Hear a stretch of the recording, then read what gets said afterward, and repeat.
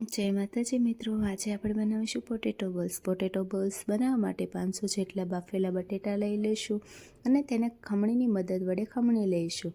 બધા બટેટા ખમણાઈ જાય બાદ આપણે તેમાં 1 ચમચી કસ્તુરી મેથી, 1 નંગ જેટલી ડુંગળીને ઝીણી સમારી લઈશું, થોડાક લીલા ધાણા, 1 ચમચી ગરમ મસાલો, 1 ચમચી મીઠું, 1 ચમચી કાશ્મીરી લાલ મરચું, 1 ચમચી ધાણા જીરું પાવડર, અડધી ચમચી હળદર અને 1 ચમચી જેટલી લીલા મરચાંની પેસ્ટ.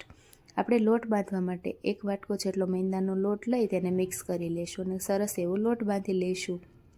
લોટ બાંધ્યા બાદ આપણે તેમાં અડધું પાવડું તેલ નાખીને તેને કૂણવી લઈશું. લોટ કૂણવાઈ જાય બાદ આપણે ઝીણા ઝીણા બોલ્સ વાળી લઈશું. બધા બોલ્સ એક સરખા વળી જાય ત્યારબાદ આપણે તેને ફ્રાય કરી લઈશું.